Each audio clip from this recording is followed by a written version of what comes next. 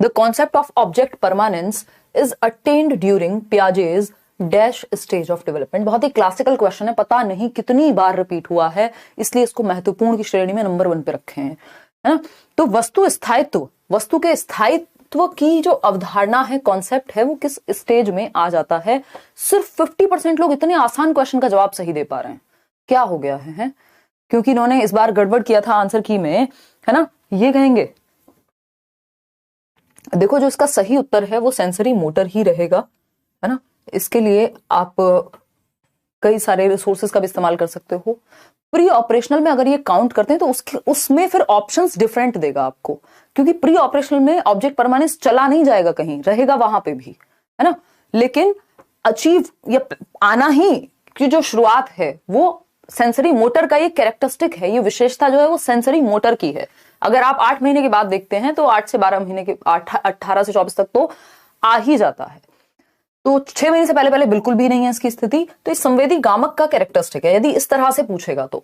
यदि ऑप्शन में आपको वो कॉम्बिनेशन बना के दिया है और सेंसरी मोटर मैच ही नहीं हो पा रहा, तब आप प्री ऑपरेशनल के साथ जाएंगे, ठीक। तो जन्म से 2 वर्ष का है जो कैरेक्टरिस्टिक है। आगे बढ़ेंगे, ये हमें पता है 4 अवस्थाएं होती हैं, sensory motor, pre operational, concrete operational.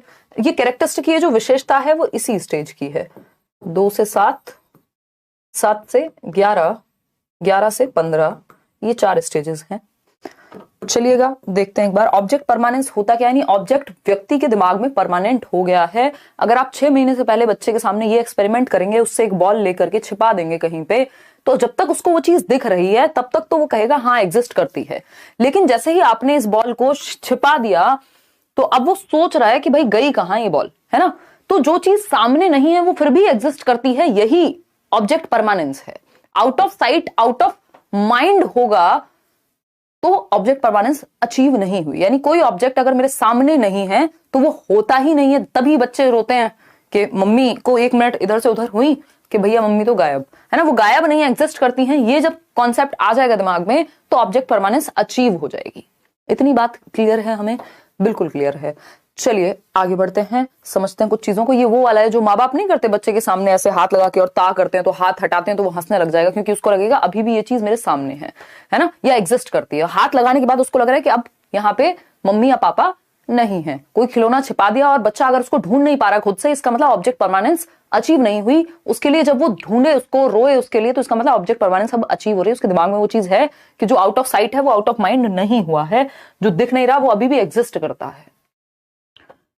Question number 2 देखिएगा, फटाफट से समझेंगे। क्वेश्चन नंबर 2 कह रहा है, बहुत ही आसान सा क्वेश्चन है कि मेजर प्रपोजिशन ऑफ पियाजेज थियरी, यानी पियाजे के सिद्धांत का प्रमुख प्रस्ताव क्या है। बहुत ही तेजी से जवाब देंगे।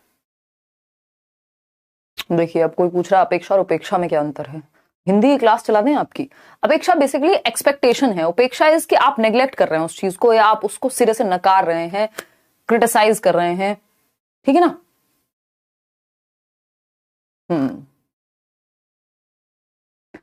चलिए बहुत बढ़िया। सी ऑप्शन कह रहे हैं 80% लोग। सिंपल है, children's thinking is superior to adults. देखिए ना तो बच्चों की थिंकिंग ऊपर होती है, वयस्कों से बेहतर होती है, सुपीरियर होती है, ना ही इंफीरियर होती है। ये दोनों बातें ध्यान रखेंगे, कंपेयर नहीं कर रहे हैं वो इस तरह से कि प्याजे जो है ये नहीं कह रहे हैं कि बच्चों की थिंकिंग या तो निचले स्तर की है, बड़ों की उचले स्तर की है, ऐसा कुछ भी नहीं कहा उन्होंने, पहले ये याद रखेंगे। Children's thinking is quantitatively different. देखो क्वांटिटेटिवली डिफरेंट नहीं होती, यानी अमाउंट तो सेम ही है। बच्चा भी दिन में 50 बातें सोच रहा है, आप भी दिन में 50 बातें सोच रहे हैं, बस डिफरेंस किसका है, क्वालिटी का, गुण का, अमाउंट का नहीं, काइंड का, प्रकार का अंतर है। बच्चे के लिए उसका खिलौनों का रोना है, आपके लिए आपकी सैलरी नहीं आई इस चीज का रोना है, ब्रेकअप का रोना है, किसी और चीज का, या किसी और चीज के बारे में सोच रहे हैं। आप रोते ही नहीं रहेंगे, नॉर्मल भी सोच सकते हैं किसी चीज के बारे में, आपका एग्जाम आ रहा है आप उसके बारे में सोच रहे हैं। बच्चे के लिए उसको खिलौना वो वाला कब मिलेगा जब उसको कौन सा चाहिए जो, ठीक। तो बस क्वालिटी में अंतर है, सोचता बच्चा भी, अमाउंट सेम है, काइंड डिफरेंट है, क्वांटिटी सेम है, क्वालिटी अलग है। सेम नहीं भी है तो हमें अंतर किसमें है, क्वांटिटी का अंतर है ही नहीं, क्वालिटी का अंतर है, वो गुणात्मकता का अंतर है, वो टाइप का अंतर है, अमाउंट सेम है। तो सी ऑप्शन। आगे बढ़ेंगे, अकॉर्डिंग टू जीन पियाजे चिल्ड्रन, यानी पियाजे के अनुसार बच्चे कैसे क्या, लर्न बाय ऑब्जर्विंग अदर्स, दूसरों को ऑब्जर्व करके ऑब्जर्वेशनल लर्निंग से सीखते हैं। तो ये तो बेंड्यूरा कहते हैं, पियाजे थोड़ी कह रहे हैं कि बच्चे दूसरों को ऑब्जर्व करके सीखते हैं। अवलोकनात्मक अधिगम की थियोरी बेंड्यूरा की है। किसकी है? बेंड्यूरा की है। क्लियर है? स्पीड थोड़ा फास्ट कीजिए। हाँ, कर देते हैं फास्ट। अगर हम बात कर रहे हैं बी ऑप्शन की, कैन बी कंडीशनड, कंडीशनिंग की बात कौन करेगा? बिहेवियरिस्ट। और पियाजे क्या है? कंस्ट्रक्टिविस्ट हैं, रचनावादी हैं। तो कंडीशनिंग की बात पियाजे नहीं करते। कंडीशनिंग मतलब एक तरह की आदत डलवा दी आपने कि कुत्ते को घंटी बजाओ खाना आएगा, घंटी बजाओ खाना आएगा, यही काम थॉर्नडाइक कर रहे हैं। नहीं, पियाजे तो बच्चे को एक्टिव रखने की बात करेंगे। Can be taught to behave and learn in specific manner using principles of reward and punishment. मैंने लास्ट सेशन में भी डिस्कस किया था, पियाजे और वाइगॉस्की रिवॉर्ड और पनिशमेंट पे फोकस्ड नहीं है। वो बच्चे को एक्टिव रखने पे, बच्चे के सक्रिय निर्माण पे, एक्टिव कंस्ट्रक्शन ऑफ नॉलेज पे, कि बच्चा सक्रिय रह के, एक्टिव रह के एनवायरमेंट में ज्ञान का सृजन कर सकता है, ये कह रहे हैं पियाजे वाइगॉस्की। तो actively construct knowledge as they manipulate and explore the world, यानी बच्चा क्या है? लिटिल साइंटिस्ट है, नन्हा वैज्ञानिक है पियाजे के अनुसार। वाइगॉस्की भी कह रहे हैं एक्टिव है, बस वाइगॉस्की कहेंगे सोसाइटी में एक्टिव है, पियाजे जो है वो उसकी एक्टिविटीज पे ज्यादा फोकस्ड है सोलली। तो D option is the right answer. आगे बढ़ेंगे क्वेश्चन नंबर 4 पर। अकॉर्डिंग टू लेव वाइगॉस्की, लर्निंग इज, वाइगॉस्की के अनुसार अधिगम क्या है, लर्निंग क्या है? तो वाइगॉस्की के अनुसार लर्निंग क्या है? इंडिविजुअल है। भाई जिस व्यक्ति की थियोरी का नाम सोशियो कंस्ट्रक्टिविस्ट अप्रोच है, सामाजिक रचनावादी, सामाजिक सांस्कृतिक परिप्रेक्ष्य है, यानी वो समाज, संस्कृति और भाषा को ध्यान में रखते हैं, वो क्या है? सोशल कंस्ट्रक्टिविस्ट हैं, सामाजिक रचनावादी हैं। वहीं पियाजे क्या हैं? वो रेडिकल कंस्ट्रक्टिविस्ट हैं। वो रेडिकली इस बात पे फोकस करें कि बच्चा एक्टिव हो, बच्चा एक्टिव हो। और जबकि वाइगॉस्की कह रहे हैं कि सोसाइटी में एक्टिव हो, ग्रुप्स में सीखे। तो जो व्यक्ति ये कहता है कि ग्रुप में होगी लर्निंग, वो इंडिविजुअल एक्टिविटी तो कह नहीं सकता। इंडिविजुअल एक्टिविटी होगी, बच्चा अकेला सीखता रहे, ग्रुप की, लोगों की जरूरत नहीं होती। तो ये तो वाइगॉस्की बिल्कुल नहीं कहेंगे। पैसिव तो रख ही नहीं सकते, ना पियाजे ना वाइगॉस्की। बच्चा सक्रिय ही होगा, एक्टिव ही होगा। अगेन कंडीशनिंग जो है व्यवहारवादियों का कॉन्सेप्ट है, पियाजे वाइगॉस्की का नहीं। ठीक, तो सोशल एक्टिविटी है लर्निंग, एक सामाजिक गतिविधि है। बच्चा पीयर ग्रुप में, पीयर कौन है? जो क्लासमेट्स हैं, जो उसकी एज के लोग हैं, जो उसके दोस्त यार हैं, उनके साथ घुल मिल करके ग्रुप में सीखेगा। तो assistance learning, group learning, peer learning, collaborative learning, cooperative learning, जहां पे सहयोग की, ग्रुप की बात होती नजर आए, समझ जाइए वाइगॉस्की की बात हो रही है। D option is the right answer over here. आगे बढ़ेंगे क्वेश्चन नंबर 5 पर। क्या कहता है क्वेश्चन नंबर 5? ये कहता है Lev Vygotsky refers to the verbal dialogues that children have with themselves. Focus कीजिएगा, वर्बल डायलॉग्स यानी जो बातें कर रहे हैं बच्चे अपने आप से, मौखिक संवाद जो बच्चा अपने आप से करे, विद देमसेल्व्स यानी खुद से जो बच्चा बातें करता है, खुद से जो डायलॉग करेगा, जो रात को बैठ करके आप खुद से बातें कर रहे हैं, अरे यार ये कैसे होगा, नोट्स तो अभी तक बने नहीं हैं, या नोट्स तो अभी तक पढ़े नहीं है, वट एवर, जो आप खुद से बातें करते हैं वो क्या कहलाती हैं? डिस्टॉर्टेड। डिस्टॉर्टेड तो भ्रांत बातें हो गई, गड़बड़, टूटी फूटी बात। प्रॉब्लमेटिक है, ईगोसेंट्रिक है। ईगोसेंट्रिक किसके अकॉर्डिंग है? पियाजे के अकॉर्डिंग है। लेकिन वाइगॉस्की खुद से बात करने को प्राइवेट स्पीच कहते हैं, और ये इंपॉर्टेंट है वाइगॉस्की के अनुसार।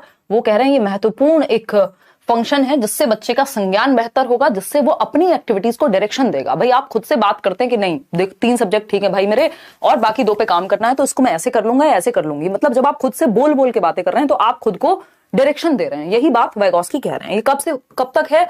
3 से 6 वर्ष में ये होती है, कई बार 2 से 6 में भी आपको मिलेगी। क्लियर है? इसी चीज को ईगोसेंट्रिक कहा है पियाजे ने, अहम केंद्रित, कि बच्चा सेल्फ सेंटर्ड है इसलिए बातें कर रहा है, बट प्राइवेट स्पीच महत्वपूर्ण है वाइगॉस्की के अकॉर्डिंग। क्वेश्चन नंबर 6 देखिएगा फटाफट से। अगेन आपके प्यारे हाइंज आ गए हैं। A child argues that Heinz shouldn't steal the drug, यानी जो एक बच्चा है वो तर्क प्रस्तुत करता है कि हिंज को दवाई की चोरी नहीं करनी चाहिए थी। हिंज कौन है?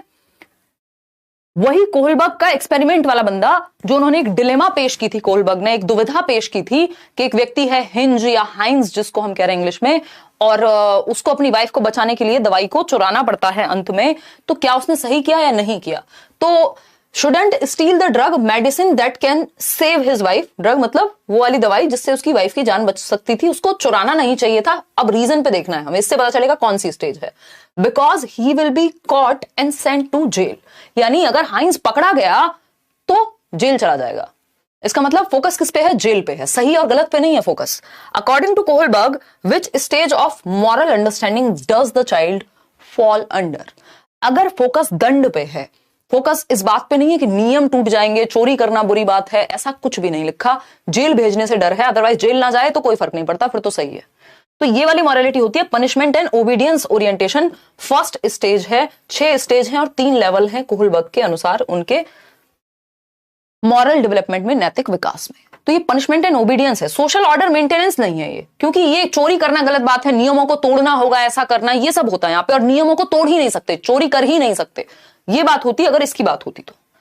लॉ एंड ऑर्डर ये 4th स्टेज है, लेकिन यहां फोकस जेल पे है, यहां फोकस सोशल ऑर्डर को मेंटेन करने पे नहीं है कि समाज में फिर एक व्यक्ति चोरी करेगा तो बाकी भी चोरी करेंगे, ऐसा कुछ नहीं है। यूनिवर्सल एथिकल में तो खुद से ही चूज करते हैं कि क्या सही है और क्या गलत है। इंस्ट्रूमेंटल पर्पस में टिट फॉर टैट होता है कि इसके बदले ये मिल जाए, तो बी ऑप्शन। आगे बढ़ेंगे, क्वेश्चन नंबर 7 देखेंगे। प्याजे के बारे में बात हो रही है, इससे आसान क्वेश्चन धरती पे है नहीं अभी तक। ये क्या है, एकदम लड्डू क्वेश्चन है कि नहीं है, बात बताइएगा। बहुत ही बढ़िया, टेंशन हो रही है आप लोगों को यार, इतने सारी चीजें चल रही है ना, ये केवीएस नहीं आता, अगर अभी कुछ दिन बाद आ जाता तो इनका क्या जाता। तो अभी बैचेस में भी क्लासेस, इधर भी क्लासेस, उधर भी क्लासेस, क्लासेस ही क्लासेस अगर हम कहें, बट ठीक है, अच्छी बात है। और फिर नोट्स, डी ऑप्शन 89% लोग कह रहे हैं। चलिए समझते हैं। अकॉर्डिंग टू पियाजे, specific psychological structures, organised ways of making sense of experience are called. यानी पियाजे के अनुसार विशिष्ट मनोवैज्ञानिक संरचनाएं, अनुभव से सही अर्थ निकालने के व्यवस्थित तरीके, यानी ऑर्गेनाइज्ड वे, यानी वर्गीकृत वे, ऑर्गेनाइज्ड वे या नॉलेज या एक्सपीरियंस, जो ऑर्गेनाइज्ड आपके दिमाग में सेट है, जिसको आप पूर्व ज्ञान भी कह सकते हो, प्रीवियस एक्सपीरियंस भी कह सकते हो अपना। ये क्या है, ये स्कीम्स हैं जिनकी वजह से आप चीजों को कर पाते हैं, याद रख पाते हैं, पहचान पाते हैं। तो ये स्कीम्स हैं। उन्होंने mental tools, mental maps, images, इन सब की बात की भी नहीं, अगर आप टू द पॉइंट पढ़ेंगे तो वो organized ways of making sense of experience, मतलब कि आप इस पेन को देख के पहचान पा रहे हैं, यानी आपके दिमाग में ये चीज ऑर्गेनाइज्ड है कि इसको बॉटल कहते हैं और इसको पेन कहते हैं। तो ये स्कीमा में है, आपके स्कीम है इस चीज की, एक आपके दिमाग में एक छोटी सी पॉकेट ऑफ इंफॉर्मेशन है जो एडिड है पहले से ही। क्वेश्चन नंबर 8 देखिए, जिस चीज को आप देख के पहचान ही ना पाए, हो सकता है उसका स्कीमा आपके ब्रेन में ना हो। क्वेश्चन नंबर 8 देखिए, कंस्ट्रक्टिविस्ट सच एज जीन पियाजे and Lev Vygotsky view learning as. पियाजे कैसे देखते हैं लर्निंग को और वाइगोस्की, अब इस पे ध्यान से पढ़ना है। पैसिव तो बिल्कुल नहीं मानेंगे, निष्क्रिय तो लर्निंग को ना पियाजे मानेंगे ना वाइगोस्की। बच्चे को एक्टिव दोनों रखते हैं, क्यों? क्योंकि रचनावाद पे फोकस है इनका, बच्चे को के नॉलेज को कंस्ट्रक्ट करने पे फोकस है। Process of meaning making by active engagement, अब जिनको पता है पियाजे वाइगोस्की क्या है, कंस्ट्रक्टिविस्ट हैं। देखिए ऊपर खुद ही बता दिया इन्होंने, रचनावादी हैं। आधा जवाब तो क्वेश्चन में ही होता है छिपा हुआ। तो रचनावादी हैं जब पियाजे और वाइगोस्की, तो रचना पे फोकस करेंगे, पैसिव क्यों रखेंगे। और रचनावादी, जो कि एनसीएफ भी आपका रचनावाद पर ही बेस्ड है, एनसीएफ 2005, तो ये कह रहे हैं टीचर क्या है, फैसिलिटेटर है। दूसरा रचनावाद कहता है मीनिंग मेकिंग, अर्थ निर्माण, रियल लाइफ से जोड़ के पढ़ाओ, बच्चे को एक्टिव रखो, कॉन्टेक्स्ट में सिखाओ, संदर्भ में। ये सब पॉजिटिव वर्ड्स हैं जो आपको याद रखने हैं कंस्ट्रक्टिविज्म के रिगार्डिंग, कि बच्चा अर्थ निर्माण, उसके जीवन से जोड़ो लर्निंग को। अगर हम बात करते हैं किस चीज की, संदर्भ में सिखाओ, यानी कॉन्टेक्स्ट में सिखाओ, एक्टिव हो बच्चा, मीनिंग मेकिंग हो। एक्विजिशन ऑफ स्किल्स तो दिमाग में भरना हो गया कि साइकिल कैसे चलाते हैं बस सीख लिया, कंडीशनिंग ऑफ रिस्पॉन्सेस जी नहीं। तो नॉलेज एक्टिवली कंस्ट्रक्ट करेगा, बच्चा एक्टिव होगा। और बच्चा कहां एक्टिव होगा, जब मीनिंग मेकिंग करेगा, तो एक्टिव एंगेजमेंट चाहिए होगा। तो पियाजे और वाइगोस्की जहां मिल जाए, बच्चे को एक्टिव रखना ही है।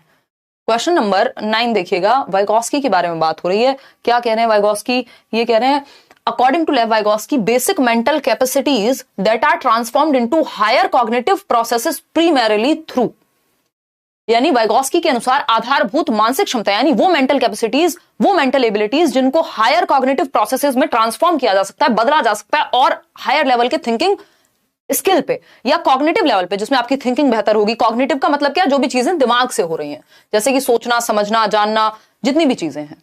बात तो ठीक लग रही है। मैम 22 नवंबर को ही मैसेज किया था इंग्लिश करा दो, आज 22 दिसंबर हो गया, आप भूल गए हो। आपको कल ही इंग्लिश की मैराथन कराना होगा, ये हमारा राइट है। तारीख आर्टिस्ट, बिल्कुल मान सकते हैं आपकी बात हम, बट मैराथन करा देंगे, इंग्लिश का मैराथन करा देंगे, डोंट वरी। पेपर से पहले करा देंगे। और बताओ, इंग्लिश, हिंदी, मैथ्स, ईवीएस, तो इंग्लिश हिंदी तो करा ही देंगे, है ना, या हो सकता है 5 ही करा दें, डोंट वरी, करा देंगे यार। इतने आप एक काम कर लीजिए, नोट्स तो पढ़ लिया ना इतने इंग्लिश के। डी ऑप्शन कह रहे हैं 83% लोग। अगर हम बात करें, यार घर से कुछ बुक्स आई हुई हैं, वो ले आना। कुछ नहीं है एक्चुअली, भर भर के बुक्स आई हुई हैं। तो हम बात कर रहे हैं किसकी, वाइगॉस्की की। तो स्टिमुलस रिस्पांस की बात वाइगॉस्की नहीं करेंगे, अडेप्टेशन ऑर्गेनाइजेशन की बात पियाजे करेंगे। यही क्वेश्चन अगर पियाजे लिखा होता पूरा एज इट इज होता तो आंसर ये हो जाता। रिवॉर्ड पनिशमेंट दोनों में से कोई बात नहीं करता, स्टिमुलस रिस्पांस दोनों में से कोई बात नहीं करता। सोशल इंटरेक्शन, सामाजिक पारस्परिक क्रिया से जब आप दुनिया में निकल रहे हैं, चार लोगों से बात कर रहे हैं, अपने आसपास के लोगों से बात कर रहे हैं, विचार विमर्श कर रहे हैं, कुछ उनसे सीख रहे हैं, कुछ खुद सीख रहे हैं, बहस हो रही है ना, डिस्कशन जिसको कह रहे हैं, डिबेट कह रहे हैं, तो उससे आपका संज्ञानात्मक स्तर बेहतर होता है। D option is the right answer over here. आगे बढ़ते हैं क्वेश्चन नंबर 10, देखिएगा। इसीलिए तो हम स्कूल भेज रहे हैं बच्चों को, नहीं तो घर में ही चुपचाप से पढ़ाते रहेंगे, सारी चीजें भर देंगे दिमाग में। बट वो जो सोशलाइजेशन है वो भी तो जरूरी है हमारे संज्ञानात्मक विकास के लिए। तो क्वेश्चन नंबर 10 है, which of the following theorist while viewing children as active seekers of knowledge, बच्चे क्या है, सक्रिय निर्माता हैं ज्ञान के, emphasize the influence of social and cultural contents on their thinking. देखिए अगर ये क्वेश्चन यही खत्म हो जाता, क्या है वो, एक्टिव सीकर्स ऑफ नॉलेज हैं, तो पियाजे की बात हो रही है, वो कहते हैं बच्चा एक्टिव कंस्ट्रक्टर है, ज्ञान का सक्रिय निर्माता है, लिटिल साइंटिस्ट है, नन्हा वैज्ञानिक है। लेकिन जैसे ही बात हो कि एक्टिव कंस्ट्रक्टर तो है, बट किसके द्वारा, सोसाइटी और कल्चर के द्वारा। तो जब सोसाइटी अगर वर्ड आ गया लास्ट लाइन में, समझ जाओ वाइगॉस्की की बात हो रही है, फिर पियाजे की नहीं हो रही। अगर ये क्वेश्चन सिर्फ यहीं तक पढ़ के कोई जवाब देगा तो फिर पियाजे लगा देगा, वो गलत हो जाएगा। तो बी ऑप्शन 82% लोग सही दे रहे हैं इसका जवाब। आगे बढ़ेंगे, क्वेश्चन नंबर 11 देखेंगे फटाफट से। कुछ प्यारा सा सवाल है, कहता है कि which of the following behaviours characterize the concrete operational stage. Concrete operational stage जानते हैं, मूर्त संक्रियात्मक अवस्था, 7 से 11 वर्ष। पियाजे के द्वारा कौन सा एक लक्षण आपको मूर्त संक्रियात्मक अवस्था का दिखता है, बताएंगे फटाफट से। मूर्त संक्रियात्मक अवस्था का, खुशी खुशी लाइक शेयर भी करना है, पढ़ाई चलती रहेगी, बहुत सारी चीजें कर ही रहे हैं, नोट्स भी अच्छे से पढ़ लोगे, पेपर रुकेगा नहीं, डोंट वरी, है ना, पेपर देख के इतना सीरियस नहीं होना। हाइपोथेटिको डिडक्शन, ये हमें पता है, ये एब्स्ट्रैक्ट थॉट, ये सब कहां आएगा, फॉर्मल ऑपरेशनल में। जहां हाइपोथेटिको की बात हो गई तो हाइपोथेसिस तो हाईएस्ट स्टेज है, फिर 11 से 15 वाली स्टेज है फॉर्मल ऑपरेशनल। ये तो होगा नहीं क्योंकि हमसे कॉन्क्रीट ऑपरेशनल की बात कर रहे हैं, 7 से 11 वर्ष। कंजर्वेशन, क्लास इंक्लूजन, संरक्षण और कक्षा समावेशन, 58% लोग सही उत्तर दे रहे हैं। उत्तर इसका यही है, क्यों है इस पे अभी आएंगे, ठीक है। डेफर्ड इमिटेशन, ये आ जाता है सेंसरी मोटर में। ऑब्जेक्ट परमानेंस, सेंसरी मोटर में जन्म से 2 वर्ष में ही। Make believe play, irreversibility of thought, किसका लक्षण है, 2 से 7, प्री ऑपरेशनल का।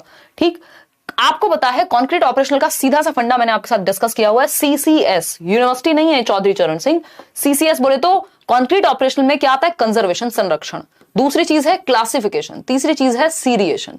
ये तीनों गुण आ जाते हैं और पहली बार तर्क आता है, इंडक्टिव लॉजिक आता है, डिडक्टिव आएगा हाइपोथेटिको डिडक्टिव फॉर्मल ऑपरेशनल में। तो कंजर्वेशन क्या है कि शेप और साइज के बदलने पे क्वांटिटी चेंज नहीं होती, वॉल्यूम चेंज नहीं होता।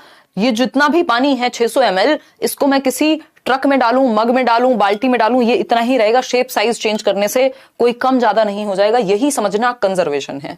क्लास इंक्लूजन क्लासिफिकेशन है कि मुझे पता है ट्राइंगुलर शेप की चीजें एक साथ रखेंगे, सर्कल या किसी एक कलर, रेड कलर की चीजें वो एक बॉक्स में, ब्लू कलर की चीजें वो एक बॉक्स में, यानी क्लासिफाई, वर्गीकरण सीख पा रहे हैं आप, कक्षा समावेशन इसी को कह रहे हैं। तो B option is the right answer. आगे बढ़ेंगे क्वेश्चन नंबर 12 पर। ये क्या कहता है, कोहलबर्ग के बारे में, बहुत तेजी से जवाब देंगे। बात हो रही है which of the following is a stage of moral development proposed by Lawrence Kohlberg. Kohlberg के नैतिक विकास की एक अवस्था है। इससे आसान क्वेश्चन अगेन धरती पे नहीं है, यानी क्या है, बानर वाली दीदी नहीं आई क्या, समझी नहीं मैं क्या कह रहा हूं भाई। Why are you so talented? अरे बस हो जाता है, कर लेते हैं। हाँ इजी है ना, इजी लगने चाहिए। अगर ये क्वेश्चंस भी इजी नहीं लग रहे, क्योंकि ये क्वेश्चंस आने निश्चित हैं इस तरह के, और इजी क्वेश्चन गलत करोगे तो फिर गड़बड़ है। हाँ करा दूंगी मैं इंग्लिश, कोई दिक्कत नहीं है। ये तो राइट टू एजुकेशन हो गया। हाँ राधिका बिल्कुल कराएंगे यार, बिल्कुल आप लोग का राइट है, मैं कब मना कर रही हूँ, है ना। देखिए तो लेटेंसी स्टेज, कोहलबर्ग ने कौन इस तरह का एक क्वेश्चन जरूर देगा। हो सकता है इस बार क्या किया, मान लीजिए मॉरल डेवलपमेंट लिखा है, यहां कुछ और लिखा होता, फ्रॉइड लिखा होता, जैसे दूसरा एक क्वेश्चन आया अभी। तो लेटेंसी स्टेज किसने दी है, फ्रॉइड ने। इतना बेसिक हमें पता होना चाहिए। सोशल कॉन्ट्रैक्ट ओरिएंटेशन, हाँ बात तो कोहलबर्ग की चल रही है। कॉन्क्रीट ऑपरेशनल पियाजे ने दी है, ये भी हमें पता है ना। और इंडस्ट्री वर्सेस इंफीरियोरिटी किसने दी है, बताएगा कोई, एरिक्सन ने, एरिक एरिक्सन।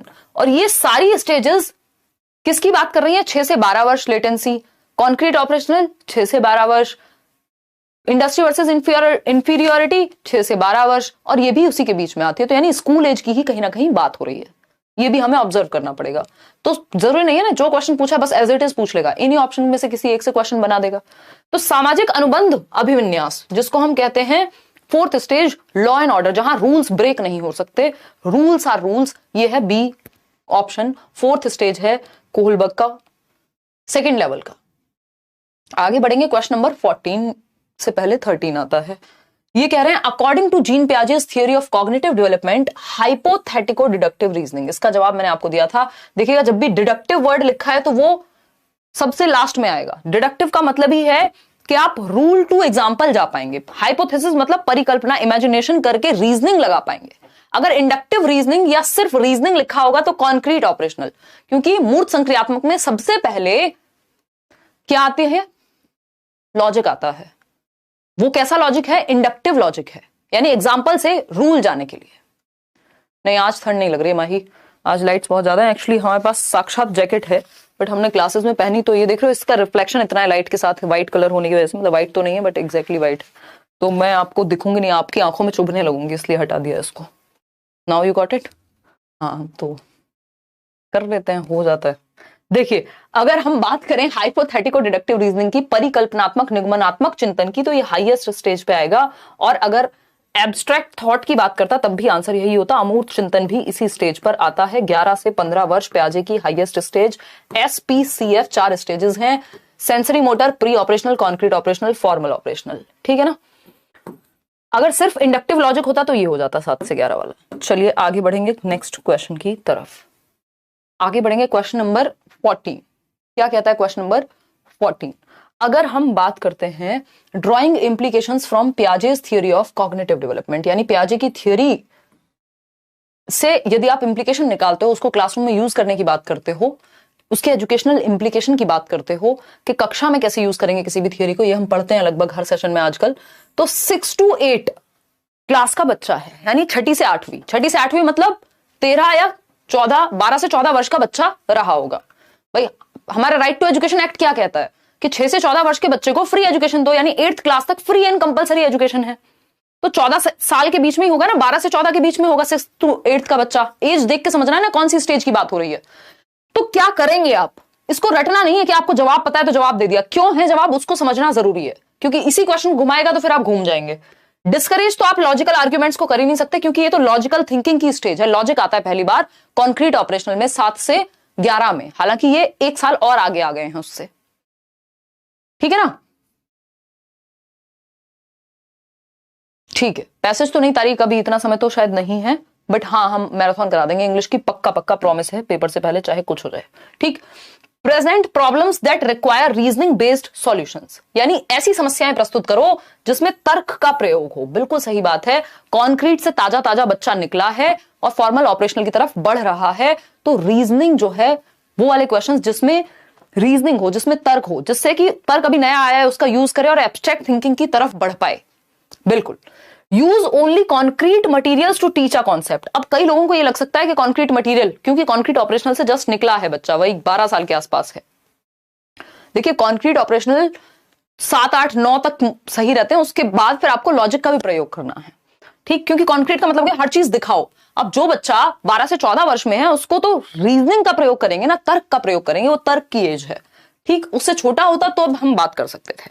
तो तर्क आधारित चीजें प्रेजेंट करनी है, सिर्फ सिलेबस पे हमें नहीं फोकस्ड रहना होता, सिलेबस या बुक पे ही फोकस नहीं है, हम एक्टिविटी पे फोकस्ड हैं। बी ऑप्शन सही था। अकॉर्डिंग टू वाइगॉस्की के अनुसार when adults adjust the support to extend the current level of performance, child's current level of performance, यानी जो अडल्ट हैं, जो वयस्क हैं, वो बच्चे का जो करंट लेवल ऑफ परफॉर्मेंस है, जितना उसको आज आता है, मतलब जितना वो आज जानता है प्रेजेंट सिनेरियो में, उसकी प्रेजेंट नॉलेज को बेहतर करने के लिए, एक लेवल ऊपर ले जाने के लिए सपोर्ट देते हैं। इस सपोर्ट को क्या कहते हैं ये पूछा है, सिंपल, सरल, सुंदर, सस्ती, टिकाऊ भाषा में बताइएगा फटाफट से। ऐसे ही क्वेश्चन आते हैं, आए हुए हैं रजनी, हर बार आते हैं यही क्वेश्चंस घुमा फिरा के, ऐसा नहीं है कि ये क्वेश्चन आएंगे नहीं, है ना, हल्का सा ऑप्शन चेंज, अदरवाइज कहां से लाएंगे क्वेश्चन, दुनिया से अलग लाएंगे नहीं। कितनी बार रिपीट हुए हैं ये क्वेश्चंस, देखिएगा तो वाइगॉस्की के अनुसार जब एक वयस्क बच्चे के निष्पादन के वर्तमान स्तर को सहयोग द्वारा विस्तारित करता है, यानी जो उसका करंट लेवल है उसको विस्तारित करने के लिए एक वयस्क हेल्प दे रहा है।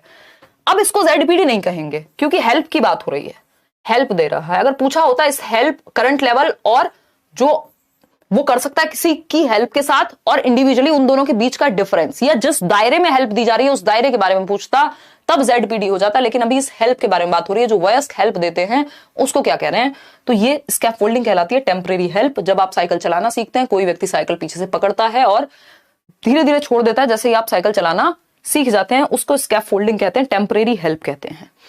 नमिता एक बच्ची है, अपना टिफिन लाना भूल गई है, और तान्या एक और उसकी सहेली है, उससे कह रही है कि टू शेयर हर टिफिन। कह रही है बेटा नहीं, कि फ्रेंड तान्या एक काम करो, अपना लंच शेयर करो मेरे साथ। You should share your tiffin with me today because I shared my tiffin with you yesterday. कि भाई कल जब तुम अपना टिफिन लाना भूल गई थी या नहीं भी भूली थी, मैंने अपना टिफिन या अपना लंच तुम्हारे साथ शेयर किया था। बढ़िया सी डिश में लेके आई थी, मम्मी ने बनाई थी और तुमने भी खा के देखा था। अब तुम्हारी ये रिस्पॉन्सिबिलिटी है कि तुम अपना टिफिन शेयर करो, क्योंकि मैं भूल गई हूं आज लाना, और कल तो मैंने शेयर किया था। अदले का बदला याद करो, बचपन में चलता था। Tit for tat, give and take कहते हैं इसको, है ना। You scratch my back and I will scratch yours, ये सब कहते हैं इसको। तो लॉरेंस कोलबर्ग के अकॉर्डिंग ये सबसे ज्यादा क्वेश्चन पूछा जाता है इस स्टेज से। Namita's statements represents dash orientation typical at dash stage. अब यहां पे फंस सकते हैं कई लोग। पहले फोकस करो कि फर्स्ट वाले का आंसर ढूंढो, नहीं तो सेकंड से मिक्स एंड मैच हो जाएगा। तो अगर हम बात करें नमिताज स्टेटमेंट क्या रिप्रेजेंट करता है, कौन सी orientation, exchange orientation, mutual exchange, interpersonal relations, इसके कई सारे नाम हैं। ठीक है, ये है म्यूचुअल एक्सचेंज, इंटरपर्सनल रिलेशनशिप, यानी टिट फॉर टैट वाली स्टेज। कौन सा लेवल है ये लेवल है प्री कन्वेंशनल। क्या है ये, प्री कन्वेंशनल लेवल। लेकिन इतने महान है आपके एग्जाम वाले, उन्होंने कहा, मतलब बोर्ड ने गलती कर दी, गलती किसी से भी हो सकती है ना। तो कन्वेंशनल लेवल दे दिया इन्होंने, जबकि ये प्री कन्वेंशनल लेवल है, फर्स्ट लेवल पे सेकंड स्टेज है। तो अब आपको यहां पता है लॉ एंड ऑर्डर ये हो ही नहीं सकता, ओबीडियंस ये है ही नहीं, कोई अथॉरिटी थोड़ी है जो ओबीडियंस की बात करे, आज्ञा का पालन करो, कोई आज्ञा तो दी नहीं है। गुड गर्ल गुड बॉय की बात नहीं हो रही कि तुम अच्छी बन जाओ, अच्छा लड़का बन जाओ। तो एक ही चीज है कि एक्सचेंज वाली बात ये पक्का है, तो एक ही ऑप्शन फिट बैठ रहा है यहाँ पे। बेशक पार्ट बी जो है गलत है, इसमें फ्री नंबर फिर इन्होंने दिए थे, नंबर भी नहीं दिया आई थिंक, मुझे लग रहा है, लेकिन सही इसी को माना था। क्यों, क्योंकि फर्स्ट पार्ट सही दिया है, सेकंड नहीं भी दिया है, तो आपको उसी के साथ जाना पड़ेगा क्योंकि गड़बड़ हुई है। तो ये प्री कन्वेंशनल है, tit for TET, first level, पूर्व पारंपरिक की सेकंड स्टेज है। क्वेश्चन नंबर 17 देखिएगा। एक बच्ची है 5 साल की, 5 साल पे ध्यान दीजिएगा, 3 से 6 वर्ष में एक चीज बताई थी आपको। 5 साल की बच्ची है, टी शर्ट को फोल्ड कर रही है। A 5-year-old girl talks to herself while trying to fold a t-shirt। 5 साल की बच्ची एक टी शर्ट को फोल्ड कर रही है, टी शर्ट तो नहीं है हमारे पास, जैकेट है, तो ये जैकेट को फोल्ड करते हुए खुद से बातें कर रही है ना। Talk to herself, which of the following statements is correct in the context of the behavior displayed by the girl। अब ये जब टी शर्ट को फोल्ड करते हुए खुद से बातें कर रही है, अरे मम्मी बहुत डांट रही है, कल मेरे को स्कूल लंच लेके जाना है, ऐसे खुद से बातें कर रही है, निशा को किस दिन पीटेंगे मिलके, ये सारी बातें कर रही है खुद से, है ना। ये टी शर्ट को फोल्ड करते हुए प्राइवेट स्पीच है। बट पूछा क्या है, अगर यहाँ पे पियाजे के अकॉर्डिंग पूछ लेता, अच्छा दोनों के अकॉर्डिंग पूछ लिया, जीन पियाजे would explain this as social interaction, while Lev Vygotsky कहेंगे एक्सप्लोरेशन है। नहीं भाई, जीन पियाजे and Lev Vygotsky would explain this as the child's attempt to imitate her mother. Imitation की बात भी बेंड्यूरा करते हैं, वाइगॉस्की नहीं करते हैं। जीन पियाजे and Lev Vygotsky would explain this as egocentric nature. भाई पियाजे तो कहेंगे ईगोसेंट्रिक है, अहम केंद्रित है, वाइगॉस्की थोड़ी कहेंगे, वो तो प्राइवेट स्पीच कहेंगे। तो जीन पियाजे would explain this as egocentric speech, बिल्कुल सही बात है, पियाजे इसको अहम केंद्रित वाक कहेंगे। और लेव वाइगॉस्की वुड एक्सप्लेन दिस, वो इसको कैसे एक्सप्लेन करेंगे, बच्चे का अटेम्प्ट है to regulate her actions through private speech, यानी जो बच्ची है वो अपने ही एक्शंस को, अरे इसको ऐसे नहीं ऐसे मोड़ेंगे, ये वो बातें, खुद के ही एक्शंस को गाइड करने के लिए बात कर रही है खुद से। ठीक है, तो वाइगॉस्की के अकॉर्डिंग ये प्राइवेट स्पीच है, जीन पियाजे के अकॉर्डिंग ये ईगोसेंट्रिक है। 5 साल की बच्ची है, तो यानी वही जो आपकी अर्ली चाइल्डहुड वाली स्टेज है, 3 से 6 वर्ष में आपका प्राइवेट स्पीच होती है। फखरुद्दीन कह रहे हैं बिहार औरंगाबाद शेखपुरा से, क्या करें कैसे पढ़ें कि पढ़ा हुआ दिमाग में एग्जाम तक रह सके। राइट चॉइस फखरुद्दीन, आपको मल्टीपल टाइम्स नोट्स रिवाइज करने और प्रीवियस ईयर, सिर्फ 2 काम, उसके अलावा कुछ नहीं। जहां दिक्कत हो मैराथन देख लो, मल्टीपल टाइम्स देख लो, ताकि चीजें दिमाग में टिक पाए। इस टाइम पे मल्टीपल रिवीजन तो करने पड़ेंगे ना, क्योंकि दिमाग में चीजें टिकेंगी तभी जब मल्टीपल टाइम्स आपने वो रिवाइज किया होगा। ये तो बिल्कुल प्रिंसिपल है थॉर्नडाइक का, लॉ ऑफ एक्सरसाइज जिसको हम कह रहे हैं। और रिसेंसी भी यहाँ काम करेगा, क्योंकि जितना रिसेंटली आपने पढ़ा होगा, जितनी बार पढ़ा होगा, उतना आपको याद रहेगा। नहीं हो पाएगा ओबिंद्रा, ठीक है ना, क्योंकि 50% चाहिए। क्वेश्चन नंबर 18 देखिएगा, in the context of Kohlberg's stages of moral reasoning, under which stage would the given typical response. Response पढ़ लो चुपचाप सीधा। Your parents will be proud of you if you are honest, so you should be honest. यानी आपके माता पिता ईमानदार, यदि आप ईमानदार हैं तो आपके माता पिता आप पर गर्व करेंगे। अगर आप फर्स्ट आते हैं तो माता पिता गर्व करेंगे, कितनी अच्छी बच्ची है, कितना अच्छा बच्चा है, गुड बॉय है, नाइस गर्ल है। ये क्या है? थर्ड स्टेज है। Good boy nice girl orientation कहते हैं इसको।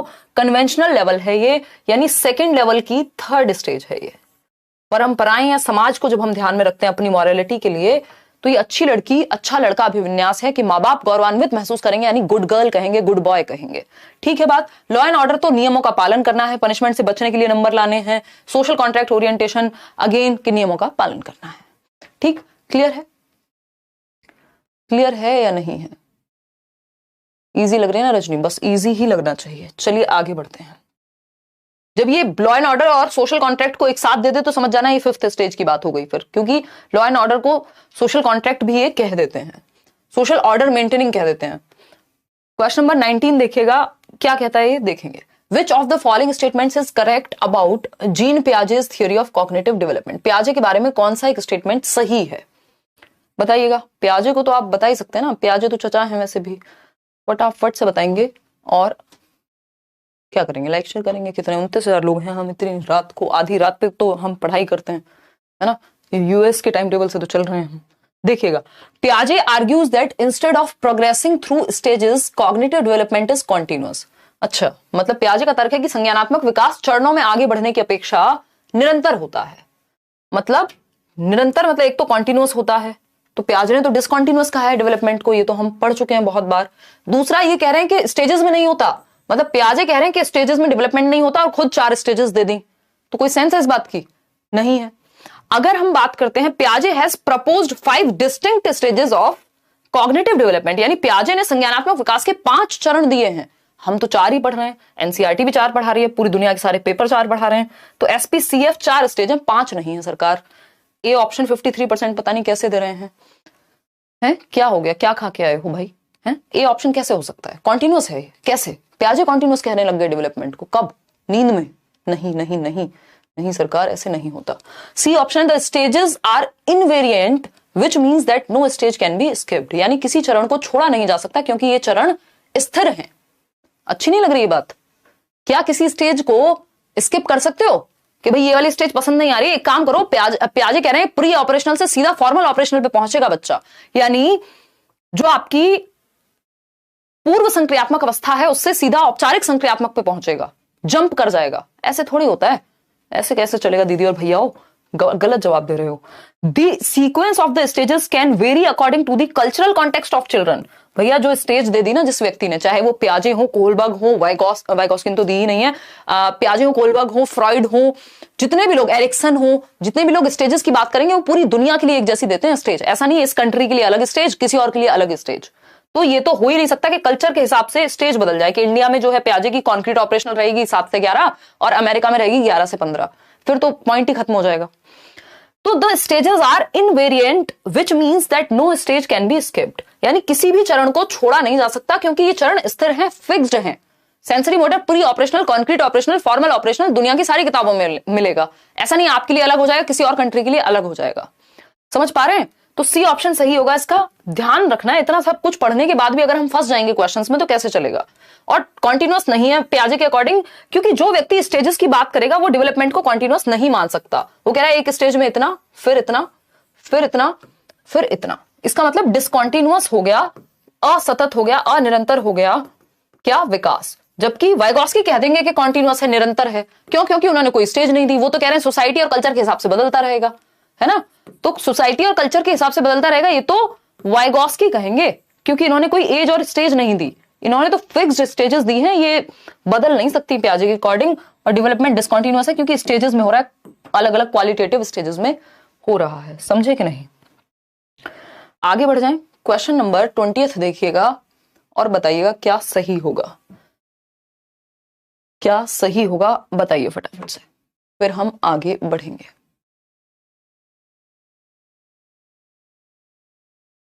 अच्छा धन्यवाद आफ्ताब। हाँ ठीक है भाई। देखो YouTube पे या इंटरनेट पे भी बहुत शोर है, इतने सारे लोग हैं, अलग अलग तरह की बातें करने वाले लोग हैं। जिस भी सोर्स से, जिस भी रिसोर्स से आप पढ़ रहे हैं, पूरा विश्वास दिखा के तसल्ली से पढ़िए टिक करके। अदरवाइज और पेपर के टाइम पे अगर आप कंफ्यूज होंगे तो जो आता होगा उसको भी चटनी बना के आ जाएंगे वहां पे। तो जरूरी है कि जो पढ़ रहे हैं उसको ठीक से पढ़िए, वो आपके दिमाग में सेट होना चाहिए। बाकी आसपास वाले क्या कह रहे हैं, आप क्या कर रहे हैं, चुपचाप से अपनी एक स्ट्रेटजी बना के उस पर काम करो।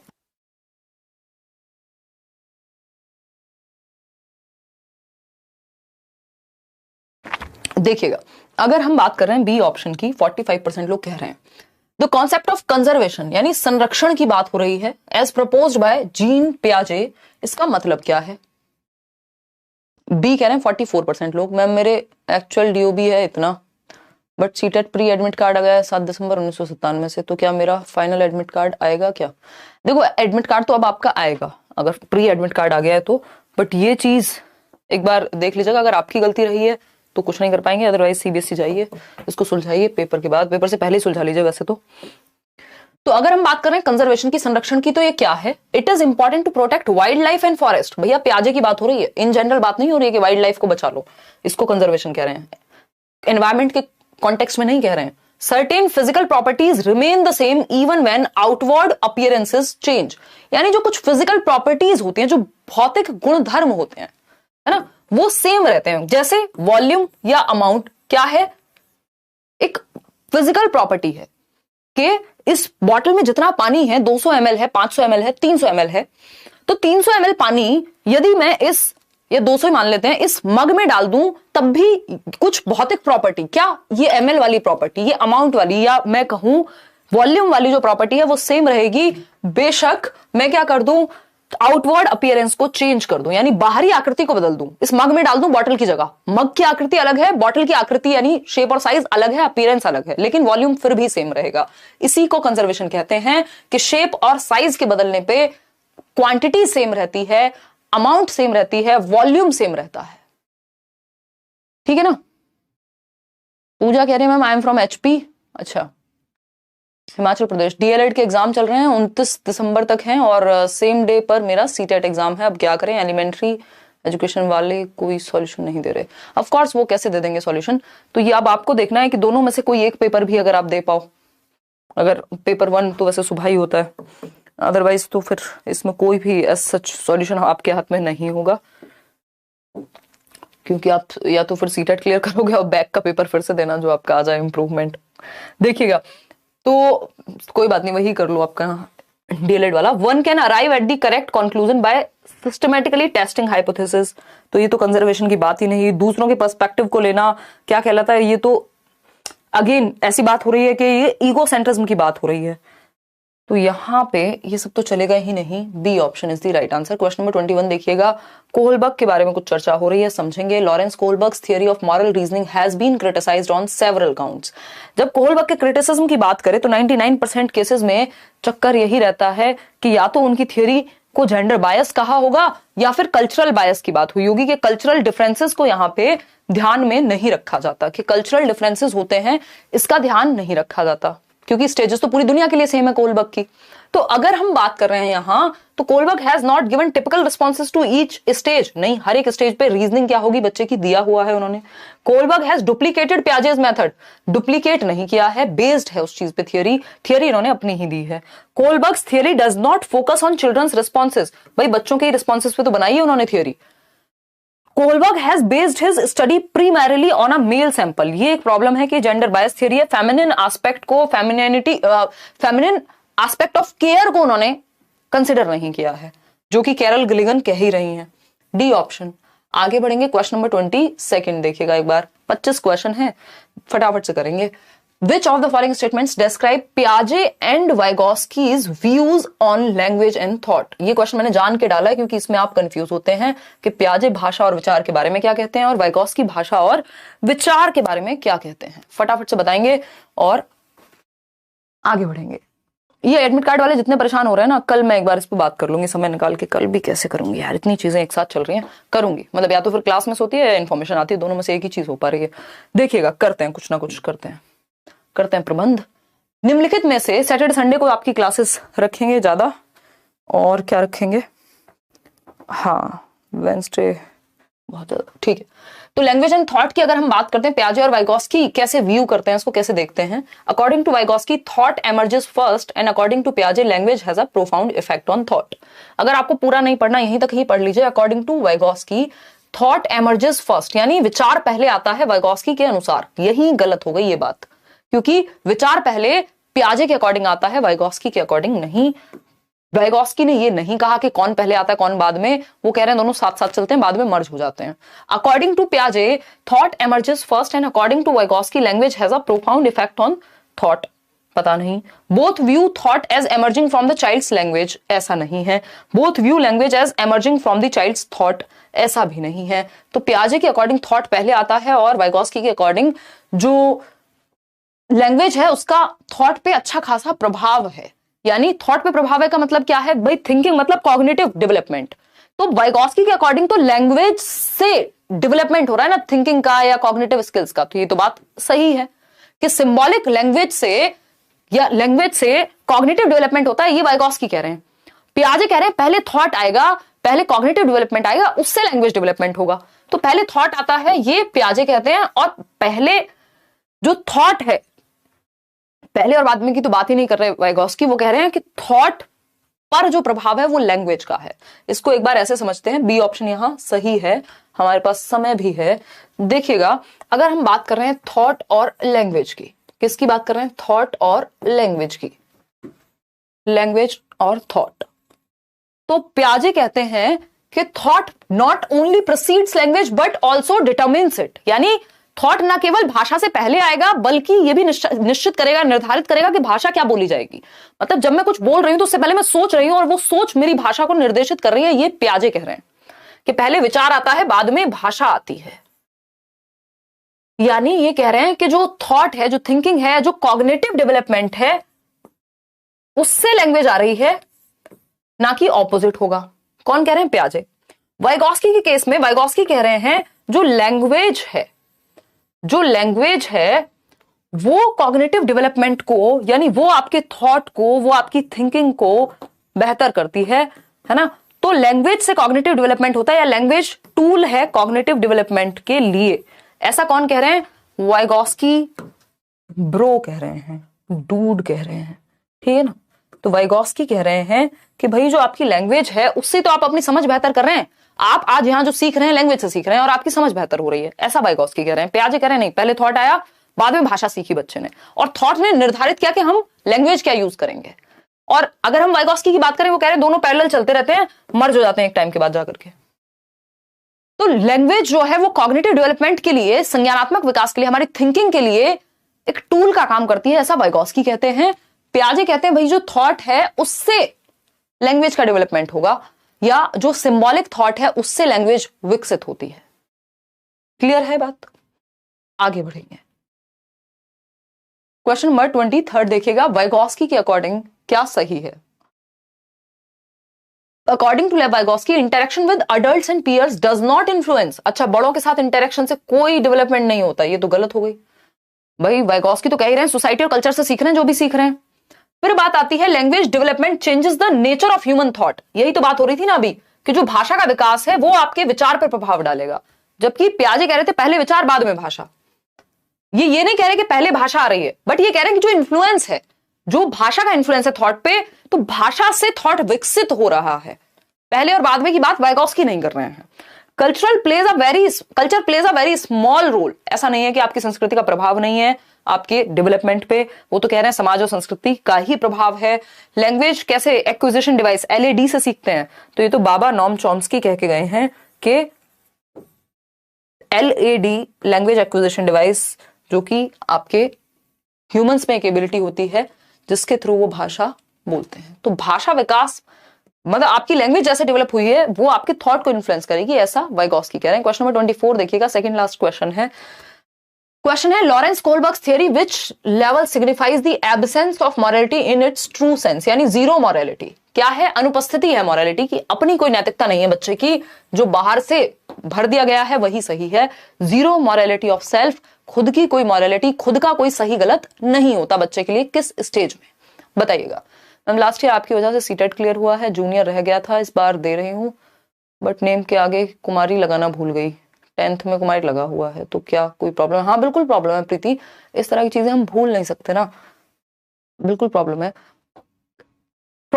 बट कई बार ऐसा देखा गया है कि चीजें मतलब उतना बड़ा भी प्रॉब्लम नहीं है बट प्रॉब्लम हो सकती है, तो इस चीज को ठीक कर लीजिएगा, अगर हो सकता है तो एफिडेविट वगैरह लगा करके, बट बहुत मेजर प्रॉब्लम नहीं है, कई बार ऐसा होता भी है कि ठीक है जाने देते हैं, बट ये रिस्क वाली सिचुएशन है आपकी।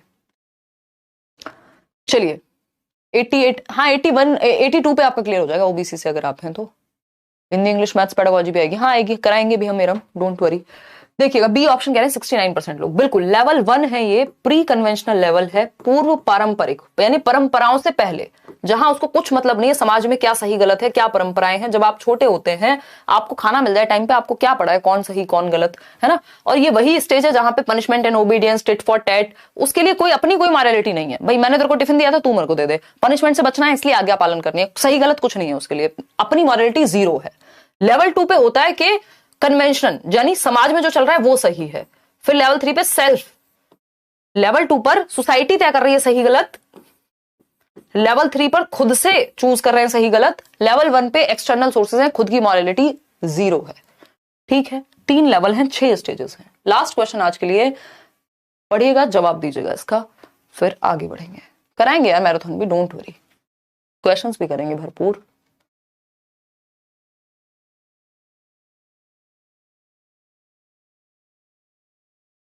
नहीं नहीं नहीं नहीं शायद ऐसा नहीं हो पाएगा,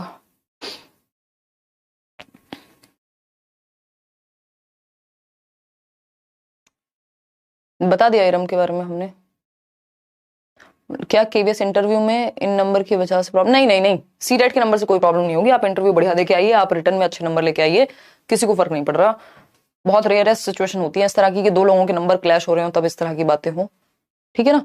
तो आज 25 आउट ऑफ 25 आपके बनने चाहिए अगर किसी को इजी लग रहा है तो।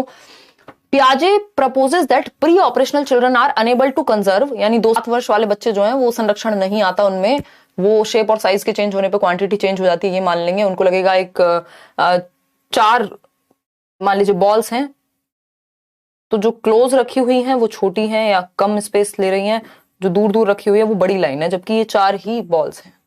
ठीक, तो he attributes this inability to which one of the following factors, यानी निम्नलिखित कारकों में से किसको उन्होंने इस असमर्थता के लिए जिम्मेदार ठहराया है, बताइएगा एक बार। कि बच्चा क्या नहीं कर पा रहा, दूसरे के पर्सपेक्टिव को समझ नहीं पा रहा, कंजर्वेशन नहीं है बच्चे में, यानी संरक्षण नहीं है, वो ये नहीं समझ पाएगा ये 200 ml पानी में बॉटल में डालूं चाहे मग में डालूं बात बराबर है, तो हाइपोथेटिकल थिंकिंग की कमी है, हाइपोथेटिकल तो जाकर के फॉर्मल ऑपरेशनल में आएगी, कंजर्वेशन तो उससे पहले ही आ जाएगा।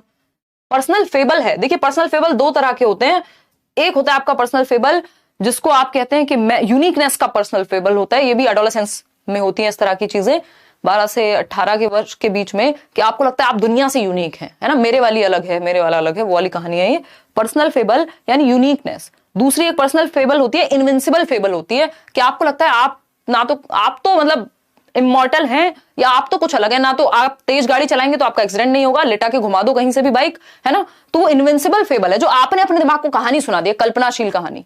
तो ये 12 से 18 में एडोलेसेंस में इस तरह की चीजें होती है, पर्सनल फेबल जो खुद को आपने सुनाया हुआ है। इरिवर्सिबिलिटी ऑफ थॉट के कारण कंजर्वेशन की कमी है, ये बात बिल्कुल पक्की है कि बच्चा जो है रिवर्स नहीं कर पा रहा अपने थॉट को, कि 200 ml पानी इसमें रखा हो चाहे इसमें, तो दोनों में बराबर ही है, ये चीज वो रिवर्स नहीं करके देख पाता। हाई लेवल एब्स्ट्रैक्ट रीजनिंग तो भाई फॉर्मल ऑपरेशनल में आएगी, conservation C option is the right answer. आगे बढ़ेंगे और छुट्टी करेंगे। आउट ऑफ 25 क्वेश्चंस कितने ठीक हुए हैं वो आप बताइएगा, क्या बोल रही हो? अच्छा, लाइक एंड शेयर तो आप लोग कर ही देंगे, सेशन आपको होपफुली पसंद आया होगा। इसके अलावा टेलीग्राम चैनल से पीडीएफ्स और कल ये मॉक टेस्ट आपके अपलोड हो जाएंगे, होपफुली मैं रात को बैठ के आंसर लगा के टीम को भेज दूंगी। बाकी आउट ऑफ 25 कितने ठीक हुए वो आप बताएंगे, और अगले परसों तो हर हालत में आपको नोट्स, कल ही हिंदी मीडियम के ईवीएस के नोट्स तो मिल ही जाएंगे। इंग्लिश की पेडागोजी का मैराथन हम करा देंगे, नोट्स आप पढ़ लीजिएगा, डिस्क्रिप्शन बॉक्स से भी उठा लीजिएगा। केवीएस वगैरह की तैयारी कर रहे हैं तो बैच में भी जुड़ जाइएगा, अच्छी तैयारी वहां चल रही है। चलिएगा, take care, bye bye, good night. कल मिलेंगे 9 बजे। 24 आउट ऑफ 25। देखिए इस तरह के क्वेश्चंस आपको देखने को मिलेंगे, इन तीनों टॉपिक्स को कोई छोड़ नहीं सकता, पेपर में आना ही है। 23, 25, 23, 25, 25 वाले भी कई लोग हैं आज तो, 19, 23, 24। आप सच में दिल से बहुत अच्छा पढ़ाते हैं, आपका हार्दिक अभिनंदन। थैंक यू लोकेश जी। और फिर रीजन नहीं है ना कोई और, दिल से ही पढ़ाने का रीजन है, अदरवाइज तो क्या जरूरत है। अभी ये सेशंस बैचेस में इतने सारे लोग हैं, बाकी क्लासेस चल रही हैं, यहाँ पे भी अगर जो सेशंस ऑलरेडी जितने दिए हैं वो भी आप लोग देखते हैं, काम भी आएंगे, तो डेली आ रहे हैं इसका मतलब दिल की ही बात होगी। अदरवाइज तो जितना टाइम हो गया रोज डेली आने की आवश्यकता कहाँ है। पीजीटी कॉमर्स केवीएस में पोस्ट फिल करनी है तो उसके लिए क्या कॉम्बिनेशन सब्जेक्ट एसएसटी और इको ले सकते हैं क्या? यार इसका आपको देखना पड़ेगा उन्होंने क्या कॉम्बिनेशन दिया हुआ है वर्षा, ये इस बारे में मेरे को बिल्कुल भी ज्ञात नहीं है ये चीज। और क्योंकि कॉम्बिनेशन फंसते हैं बहुत सारे लोग, और पीजीटी में तो आपका मतलब एमकॉम वाले ही सब्जेक्ट देख रहे होंगे या उसमें भी ग्रेजुएशन देख रहे हैं। तो इस पे मेरे को नॉलेज नहीं है, ये एक बार आपको देखना पड़ेगा, स्पेशली कॉमर्स में पंगे होते हैं, तो ये आप एक बार देखेंगे जो पढ़ेंगे syllabus. I am so sorry, इसमें मैं आपकी मदद नहीं कर पाऊंगी।